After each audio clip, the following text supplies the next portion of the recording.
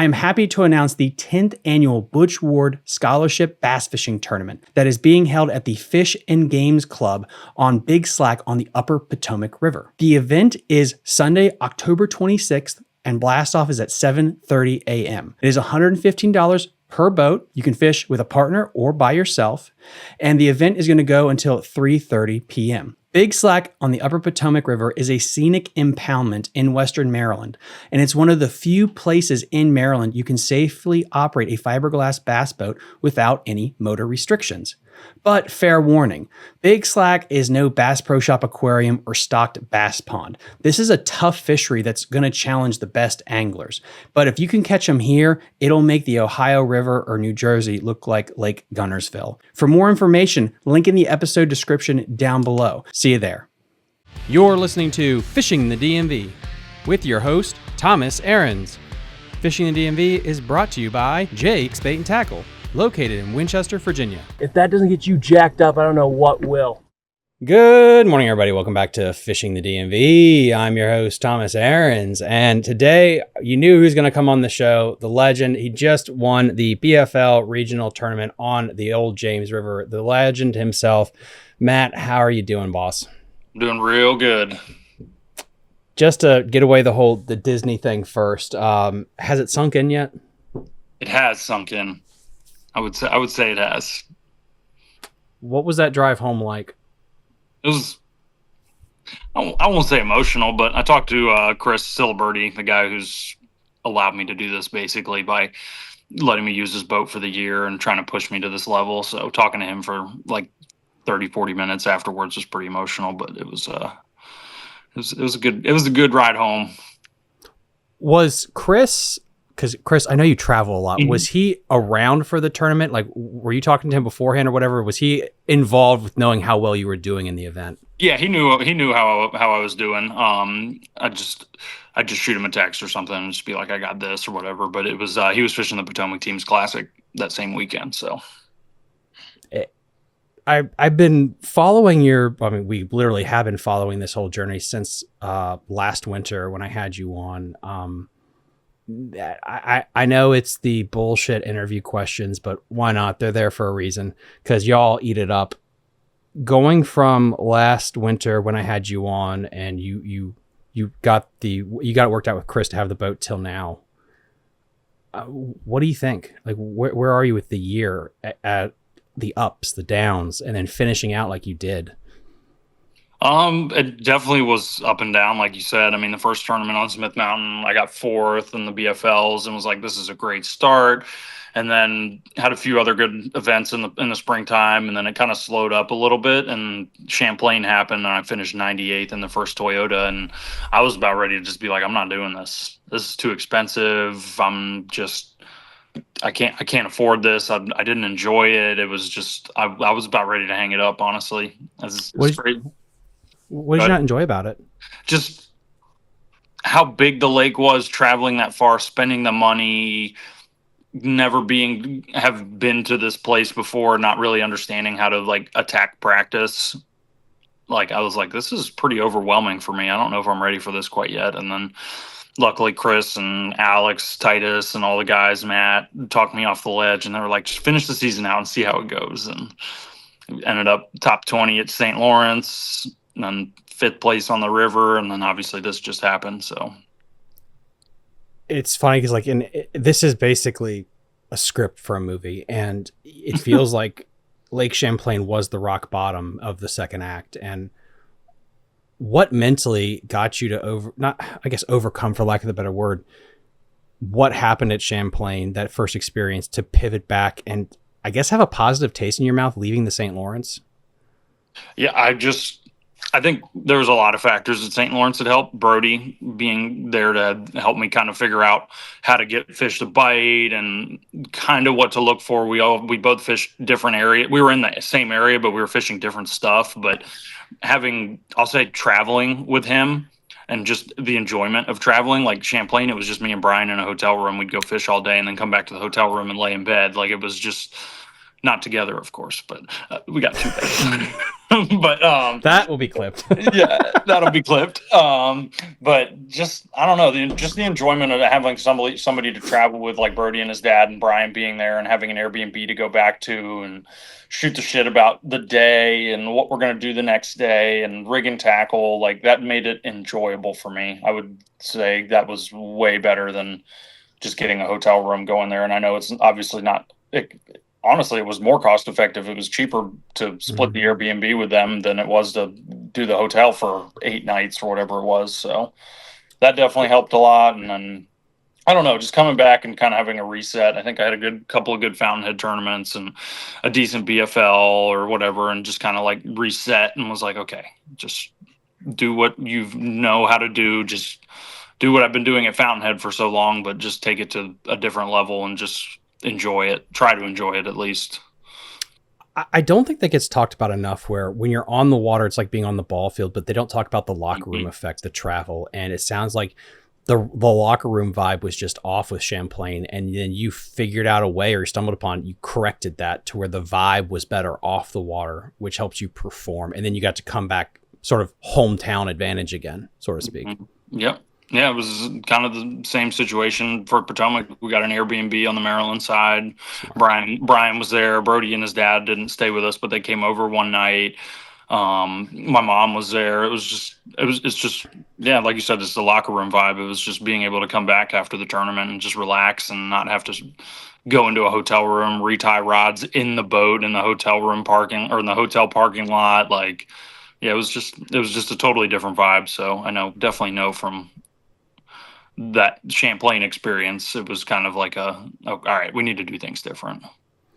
What was more important for you mentally for the James? Was it the finish on the Toyota on the Potomac, or having the good finish, so to speak, at the St. Lawrence that mentally got you dialed in for what ended up happening? I'd say the Potomac more so, just because of the tidal fishery and just being on like, okay, I can actually catch fish on tidal fishery. But St. Lawrence was a huge confidence boost, just like to experience that, just being in the top 10 after day 2 and fishing day 3, championship day, doing the interview and all that stuff on stage. It was that I would say St. Lawrence kind of kickstarted it, but the Potomac was kind of like the kick in the ass, like, all right, you can do this. So, now, guys, we're going to have to get into the meat and the gravy here. Going the transition, though, all tidal fisheries are not created equal. You got, Albemarle Sound, the James, the Potomac, the Upper Bay, like they all fish a little different. So once you were done with the Toyota series, what kind of context switching in your head and tackle, all that stuff, did you have to do at all, if at all, to get ready for the James? Yeah, the Potomac was mainly grass. It wasn't all mainly grass. I weighed a lot of fish on that isolated hard structure, but it was a lot of punching was what I was doing. And I was in hopes that when I got to the James, I like going practicing in the Chick that I'd be able to flip pads and fish some hydrilla and stuff, but there really wasn't a lot of pads up. The tide was weird. It was just, I went to the Chick to really look to fish isolated hard structure as well, but it was just not working for me that one day of practice. So it was definitely, they're definitely completely different fisheries. It's interesting because I think with the Potomac, everyone knows this. You have the long run there would be probably Aquia from Smallwood or Lee Sylvania. That's that outlier of, do I go there? Because DC hasn't played as much. The James River, people don't know, it's the Chick. Where you go, that is the long run that you would make. And I've had people on before, especially I think it was Chad for the Tackle Warehouse series. He talked about that, about like, do I commit to practicing and making that long run? It sounds like ahead of time you knew you were going to spend some time down there in practice. Mm-hmm. Yeah, I was lucky enough to have the week prior to practice, so I got there Monday at like probably 3 p.m. and fished up around Osborne for a couple hours, and then I realized I left my terminal box back in Ashburn, so that was a little bit of a nut roll. I broke off a drop shot, and before I even opened the rod locker, like just something like kicked in the back of my mind, like, oh shit, I did not put that box in there, and I was just praying that I did when I opened it, and I saw it wasn't there, so had to make the long trek back up there Monday night after I got off the water to go grab that, and then Tuesday, I was like, all right, I'm going to practice in the Chick, at least spend one day, because I wanted to practice on the James. I was just like, I think I don't want to make the run. I feel like I can catch a decent bag of fish in the James if I find the right stuff. And I guess that was Monday that I ran back up there and fished in Osborne. And then Tuesday I was like, all right, I'm just going to go launch at the Route 5 bridge and just stay in the Chick all day. Actually, another thing of destiny, I guess, was I ran out of the Chick and was going to go run to Chipokes, and it was rolling. It was really windy, and I made it like into the big waves for maybe 30 seconds and got soaked and was like, screw this, I'm going back into the Chick. And I ran back up there, fished around in there for a long time, and fished in there till probably 3:30. Might have had like 5 keeper bites. I lost a decent fish and a bunch of pound-and-a-halfers. Not even a bunch, just a couple. But I was actually on the phone with Hunter when I found the spot, because Fishing Pro Tech was going to get some baits in that we were all looking for. So I was on the phone with him seeing if they had gotten the baits in. And I'm side scanning out of this spot, not even side scanning, just idling. And I saw on my side scan like a brush pile. It was just a cypress knee that had been blown up. And I put the trolling motor in the water, panned over with the live scope and looked at it and threw the glide bait over and had a nice fish follow it out. And then I threw my drop shot down into the brush pile and got it snagged and broke it off. And I didn't spot lock or anything, so I drifted. And when I retied, I stood back up and I didn't even pan. I just looked at the screen when I was going back up to the front, and there was just a bunch of fish in front of the boat. And I was like, are those bass? And I threw my drop shot in there and hooked up immediately. Like 10 of them went down to the bottom for it. And as I was fighting the fish back to the boat, I got to the surface and there was like 5 or 6 2.5 to 3 pounders just trying to eat the worm out of his mouth. So Is that go ahead? Chad talked about that for, it was either day one. Tack Warehouse is weird. I think it's like 2 days with 1 day without, whatever, but about fishing offshore-ish on tidal. And he talked about it. This is kind of the same-ish thing. Have fish always been offshore in tidal fisheries? We just never thought about catching them, or is it just a shift because of fishing pressure? I think it could be a shift due to fishing pressure. I mean, I'm sure the fish have always lived offshore, but it's just maybe the amount of boats on the water has pushed more fish off there. It wasn't like a really far offshore spot, but it was something that you would need decent electronics to find. Dude, that's wild. I mean, and if you didn't drift, do you find it if you break off? Nope. It was 4 o'clock and I was like going to work my way back to the boat ramp, and was like, if I didn't find that brush pile and break off, I probably wouldn't have found the spot, because the next day I was going to go fish in the James, and I found that spot and at 4 o'clock and was running out of time and going back to the boat ramp. I was like, I'm going to spend one more day and just look for some more stuff. Now the stuff that I found 2 or 3 more spots that were set up exactly the same, and it was the same thing. I just put a medium diving crankbait on and they were fighting over it. Like, I had one of the other spots I found, I threw it out there, hooked up, lost him, hooked up, lost him, hooked up, lost him, and I let it float to the surface, and a 3-pounder ate my crankbait off the top of the water, like top water. I was like, holy, that spot didn't pay off. The flood tide messed it up and pushed the fish off of it. But yeah, if I hadn't spent that extra day in the Chick and found that spot on Tuesday, then I probably wouldn't have been able to dial it in with how I caught them. Last year, when I was practicing for the Butch Ward event, which is our biggest tournament up here in Maryland for big slack, I found an offshore boulder that was loaded with smallmouth, and it was effing loaded. And I wasn't happy. I had so much anxiety of, if I don't get on this, I could win if I get on this spot, but if I don't, I am effed. What was your thought going into the tournament? Like, how paranoid were you about that? I was pretty paranoid, but I mean, there was multiple factors that had me kind of freaking out. I mean, the flood tide, was it going to be the right tide? Because I caught him on an outgoing tide when I found it, and we had incoming in the morning. So I was like, is the tide going to be right? Are they even going to be there? Does somebody else know about the spot that they're going to be there before me? I mean, just those 2 things. Like, am I going to get it first, and is the tide right? And that was definitely a little bit of anxiety going on there. Now, after day 1, we had an hour and 50-minute fog delay on day 2, so it was even worse. So we're sitting there just like, am I going to get to go? How long am I going to have to fish? Is the tide going to be even worse? Because I'm 2 hours later than I was the day before. It was definitely a lot of anxiety having to make that long of a run and pray that your fish are still there, because I had 1 spot. How how far, for people that don't know, without going like Chaz type of insane batshit speed, like how safely, how far is it for you to get down there? It's Just sport. It's. spitball. I mean, I was going like on day one. I was going about 67, 68 the whole time down there. Without the fog, it was easy, and it was just an easy run. It took me 40 minutes to get to the bridge, and then another 15 minutes to get 10, 15 minutes to get to the spot, maybe. So an hour and some change to get down there, and I'm assuming you're gonna give yourself like what, 90 minutes to try to get back safely. So that's almost what, 2, 3. That's like 3 hours out of your day with the fog. Okay. And Shit. I had to get gas. I didn't have to, but I had never made the run, and the gas gauge on the Ranger is kind of messed up because I was on day one. It was like 12 o'clock.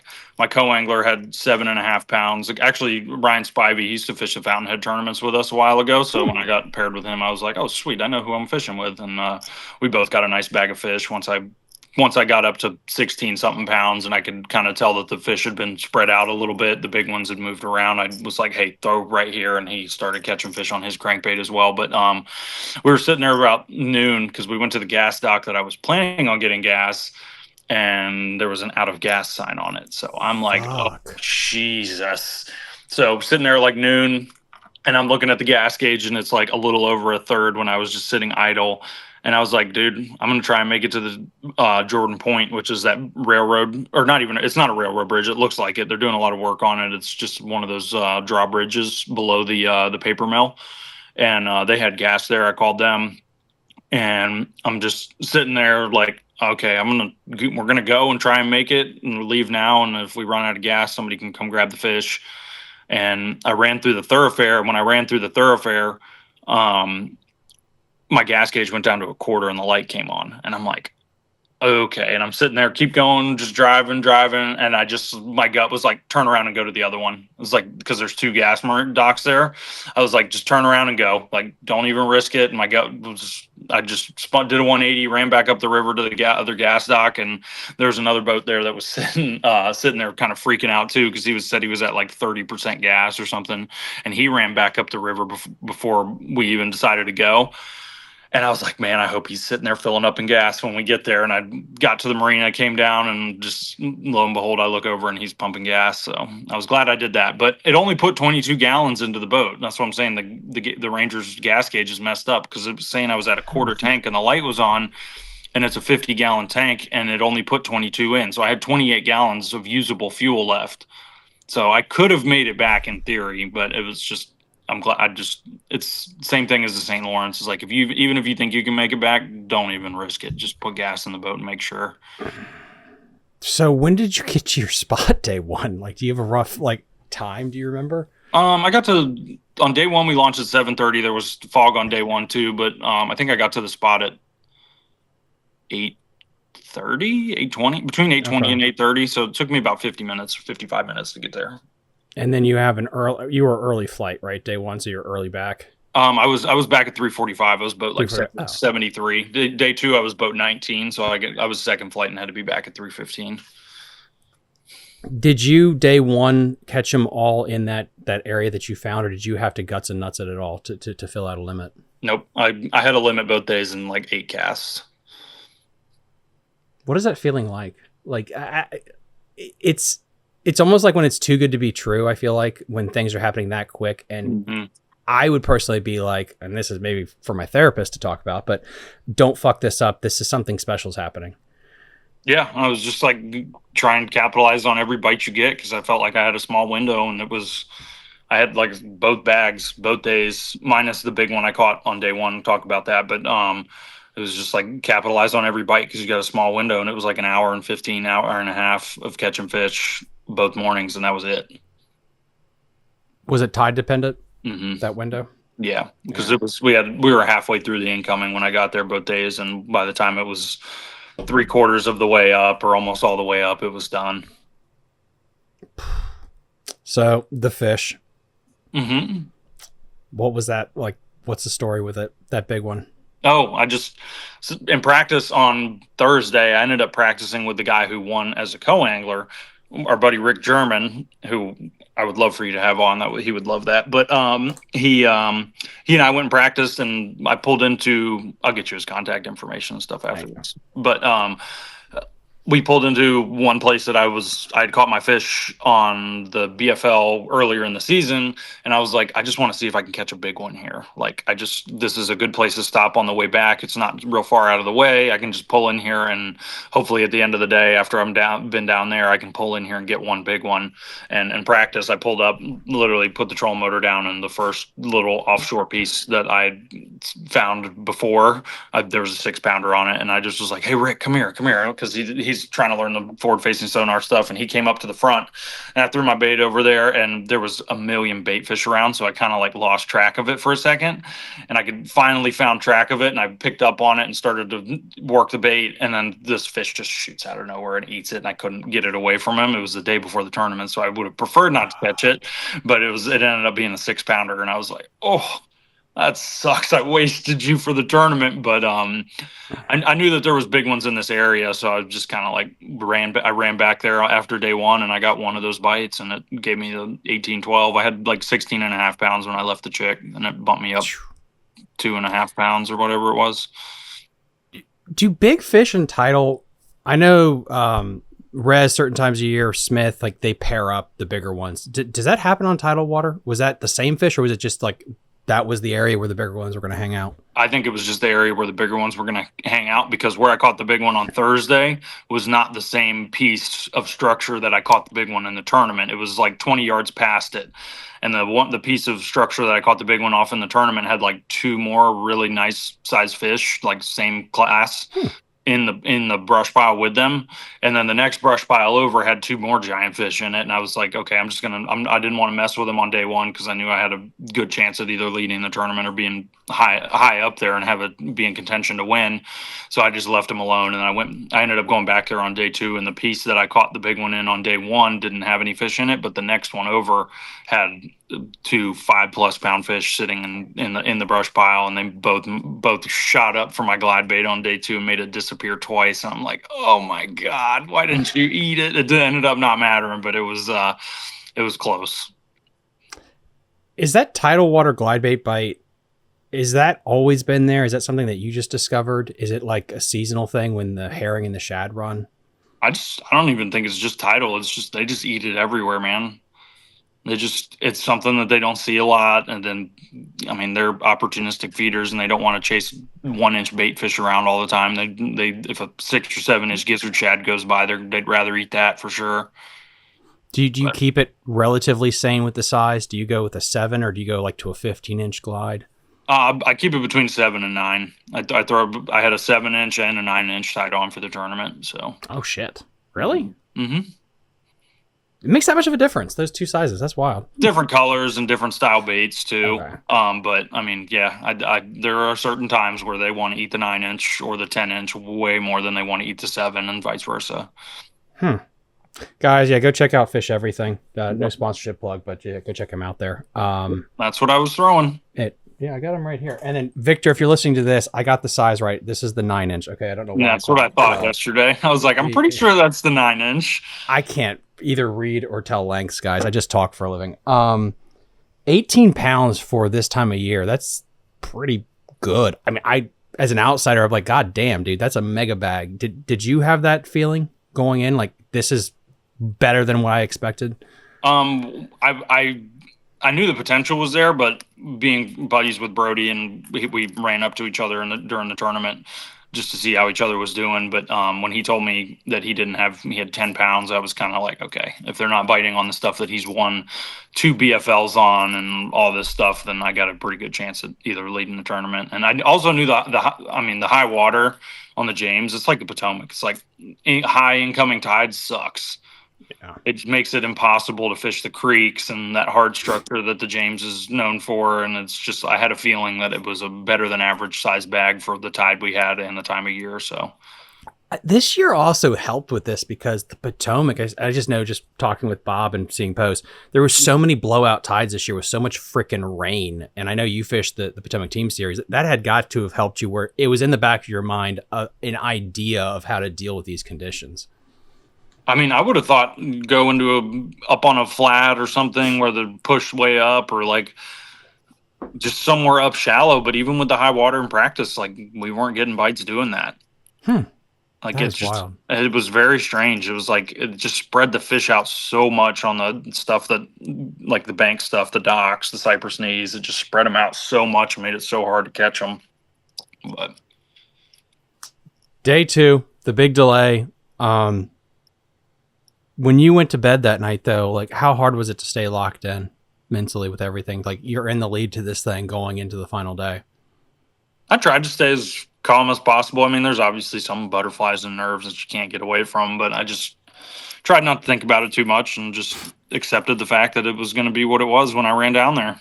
And just if they were there, they were there, and if I'd have a chance to win, and if they weren't, then time to just put your head down and go grind and try and catch 10 or 12 pounds. So I definitely wasn't freaking out, I would say. Not until the morning of when the fog delay happened. But even during that, I was just like, just stay calm. It is what it is. It's just With the lead that you had, was your strategy, because I've seen this before where it's like you have a big lead day 1 and you have to make the decision, do you swing for the fence or is it do you just putt for just an average bag knowing that the first day will lead you? And that's a hard decision because some people are like, no, I got to go full balls to the wall, and then you really F up because it's not what you needed to do. It's just putt for a simple bag. Mentally, where were you at? Did you feel like you had to swing for the fence, or was it just get a decent bag and that should be enough? I feel like it was both, because I mean, swinging for the fence, I made the long run regardless because that's where my fish were. But it was all I had other than that one big fish spot. I mean, I felt like I could go maybe catch 10 pounds just fishing the bank and doing whatever down in the Chick or on the James. But didn't have success doing that on Thursday on practice. I caught one fish on Thursday and it was in my big fish spot. And I was like, this is what I got. I'm going with it. So I don't know if it was swinging for the fences or if it was just going to try and salvage and catch a decent bag enough to let me win the tournament. But I was going there regardless. It's got to be a benefit. I'm going to get Brody back on because I always had a thought, like, because you win, you have 2 major wins off of juice that you ran. Does that in the long run hurt you because mentally you want to lean on that versus your situation where it's like, this is blinders are on. This is all I got in the moment. I don't have other static in my brain telling me to do other things. It's got to be a positive. I definitely think it's a positive. I mean, the only thing that hurt him was that flood tide. I mean, the fish were still there, but it's just they wouldn't do anything. Like he's like, dude, I had 25 pounds follow my bait. He just couldn't get him to commit because the tide messed him up. Gotcha. So it was just there was just a superficial factor that just screwed him over in the tournament. He probably would have won. It's just something happened that messed his fish up, and it's unfortunate. But day 2, was there a moment that you felt like you let your brain slip into that euphoria of like, I think I just did it? Yeah. Once I got to what I came back to weigh in with, because it took me about 40 minutes, 35 minutes to catch that bag, and once I got that, I was kind of like, all right, I think it might be time to go back up to Hope or Osborne and just get close to the ramp in case something happens. But yeah, I think I got there 9:45, and by 10:30, I was like, I need to go get gas and start working back. God, that's crazy, man. It probably was. I would have loved to have stayed and continued to catch fish and try and milk it for everything it was worth and spend another hour or 2 down there and not push it to get back. But it was like I caught those fish in 45 minutes and then they were done. They spread out and it was just over. It's just, yeah, it's weird because, again, you have hindsight, but it's like, what do you kill yourself more for? Like, you pushing it, and then you do have a malfunction, and then you're fucked because you waited too long, versus playing it safe, but then maybe you don't have enough. It's such a damned if you do, damned if you don't moment. And it seems like the logical thing is like, just, especially on long run tournaments, like you can't push it, because if you push it and the boat breaks down, I feel like you'll kill yourself even more than if you just played it safe. Yeah, that's just goes back to the what we were talking about with having buddies traveling with them and stuff. It's like it helps in that situation too, because if something were to happen, you got to have somebody's number you can call and come get your fish. But Mhm. yeah, it was just the same thing with the St. Lawrence because I had to make an hour and 15-minute long run there. It was kind of like, yeah, I got 3 hours of fishing time left or 2 hours of fishing time left. It's an hour to get back. It's like, I'm gone. It's like, I want to Mhm. get back close to the boat ramp. I've got a decent bag of fish. It's just like, what's the point? I mean, I'm not in contention to win the tournament up there, but here I knew I was. But even then, I was like, I need a good check. This is an expensive trip. I'm gonna need to offset some fun, some costs. So it's like, I better get back up there and weigh these fish in and get this check. Dude, I mean, absolutely amazing tournament. Again, guys, 34 pounds, 12 ounces, winning the BFL Super. Again, we're going to, this softball question here. What's next for you? Toyota Series Championship in Oklahoma. We got a championship on Grand Lake. I think it's like November 6th through the 9th or something like that. You and SB come from the John boat background, and I talked ad nauseum, guys. Go check out that episode on Lake Anna, making the transition. It's interesting to watch both of you and talk to both of you. You guys both made the transition. You both approach fishing out of a boat differently, a big fiberglass boat and having to run around. How do you compartmentalize for you when it comes to practice when you're going to a Champlain or out west like you'll be doing to actually effectively break down water you've never been to? Just use all the research you can possibly do. I mean, map study is going to be a big one. I've already started to pull up some maps on the Lowrance just to look and kind of see like how certain banks set up. Looking on Google Maps to see where the docks are sitting on certain banks.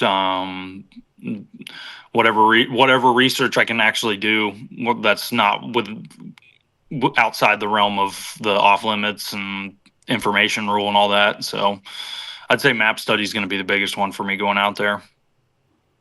This is a dumb question. Does map study still matter in the world of forward facing sonar and just learning how many fish set up on retarded banks that don't make sense? Yeah, definitely. I mean, you want to look for the high percentage banks and secondary points in the certain boat docks. And obviously you're not going to be able to find the brush piles with the map study unless the water level drops a lot. But I mean, going down these certain banks that you've looked at on map study to look that's set up right, and then side scanning it to see what kind of structures underneath the water that you couldn't see.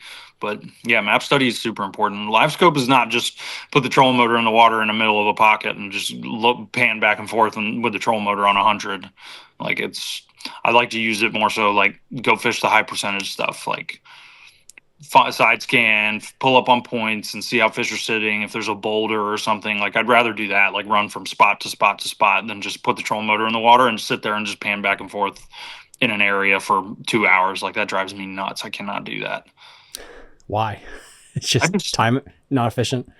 It can be. I mean, it's definitely the way to do it in certain places, but it's just I'd rather fish different water than just sit there and hope that I see a 4-pounder sitting over 40 feet of water and throw a freaking minnow over to him and he eats it first cast. Like I'd rather go put the time in behind the console and side scan and find a brush pile or a rock pile and put 40 different waypoints down, and then through the event break down like during the tournament, break down, okay, they're on this spot, they should be on that other spot that I found that sets up similarly to this. And then if that doesn't work, go fish something else that you found, like a brush pile and different water depths and stuff. Yeah, I do not like just putting a troll motor in the water and scoping. Besides your mythical area you found, in a normal circumstance, how many waypoints do you feel like you need in practice to feel comfortable you have enough? I think it depends on the fishery. The tidal water, I mean, it's just, you know how the Potomac is, put the troll motor in the grass bed and sit there all day. So it's kind of, it's different there. But the James, I mean, I feel like you could have had 3 or 4 different stretches of bank or something where that could have been productive depending on the tide you were fishing it. But I mean, on a lake, 50, 60. Holy shit. Yeah. I mean, I try and, like when Alex and I are fishing Fountainhead, we're going to run 40 or 50 spots every tournament. That's fucking wild, man. And it's hard to do that on lakes that you've never been to because you don't have the time. Like we've had years and years of experience out there in spots that we can go fish, but it's on Grand. Like if I can spend 4 days of practice out there and find 40 or 50 different places that had fish or had the potential to have fish, I'll feel better than just having like 10 or 15 for sure. those cane pile lakes, I mean, not necessarily grand, but like the blueback, there's such a home field advantage to the guys that do have the 100,000 waypoints of every goddamn cane pile at different depths. Like, I don't know how you compete when you're an outsider fishing that style when you physically can't, I guess, unless you Adderall up and just spend 24 hours graphing, get that amount of spots. Like, it's such an advantage. And even then, it's like they get on these different spots in different conditions, and the guys know, like, okay, this pile is going to have fish because it's cloudy or it's sunny or it's windy. It's like there's a big disadvantage. I wouldn't say disadvantage, but it's definitely harder for somebody who's never fished there or has no home field advantage to go somewhere and figure that out. But luckily, with these big tournaments like the Toyota Series Championship, like those are you got to qualify to fish that tournament. So there might not be a huge home field advantage. Like most of the guys going out there have probably been there once or twice or never. So that's nice about these bigger tournaments. Dude, I mean, again, I really appreciate you coming on. I know your phone's blowing up with everything that's happened, and your life is definitely not the same anymore. I'll say, definitely after this event. Is there anyone that we could promote? Anyone you want to give a shout out to? Yeah.